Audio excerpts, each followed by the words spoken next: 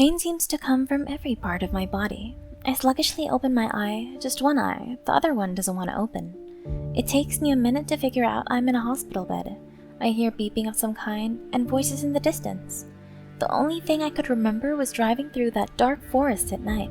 Now I'm here. What happened to me? I don't know, my thoughts are muddy. Someone comes up to the side of my bed. A nurse, I think. The nurse tells me that I have been in a car accident. I had hit a tree head-on and was lucky to be alive. I had been unconscious for the past 3 days and had a broken arm and head trauma. "So many accidents along that winding road in Elmo's forest," she commented. She asked if I knew my name and did I remember anything.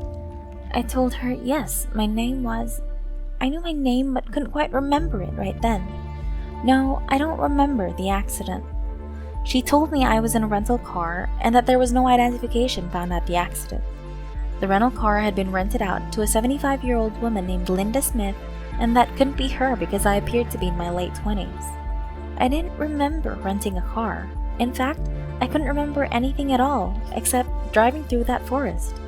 The nurse told me not to worry about trying to remember things yet, and that some temporary memory loss was common with head trauma like I had received. "Get some rest and things will start to come back to you," she told me. I dozed off and woke up sometime later when the nurse was back to check on me. "Hi, how are you feeling?"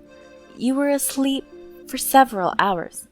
Actually, my mind is a little clearer now. I remember flying in to visit my daughter and grandkids for a while. The nurse didn't respond right away. She just stared at me for a few seconds, then finally said, "Daughter and grandkids? You're only old enough to maybe have a daughter in elementary school at the oldest. You should probably rest a little bit more. Nobody will be back in to bother you again until morning." She left the room with a strange look on her face. What did she mean I was only old enough to have a daughter in elementary school? Then I remembered her saying the car was rented by an older woman and I appeared to be in my late 20s. What did she say the woman's name was? Linda Smith? That name sounded familiar, but I couldn't quite place it. I tried to go back to sleep, but my mind wouldn't shut off. Linda Smith. Who was she? Why did her name sound so familiar? The more I tried not to think about it, the more my mind kept coming back to Linda Smith. Suddenly, it hit me. There was a young woman in the middle of the road. I swerved so not to hit her.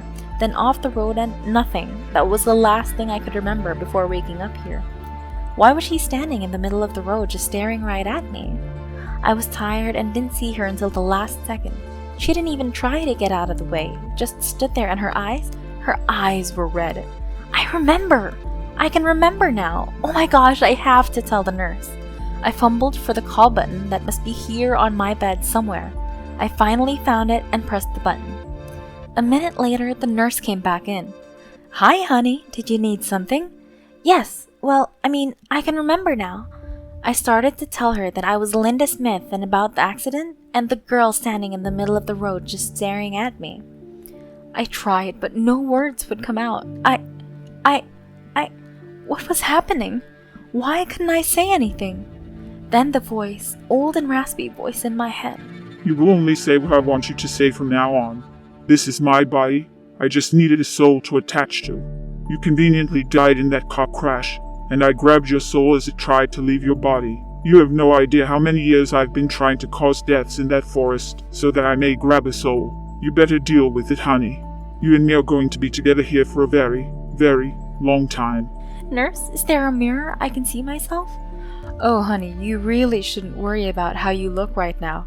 You have a lot of swelling and bruising still." "Please," I asked. "I need to see." The nurse shook her head but pulled a hand mirror out from the drawer and held it up for me.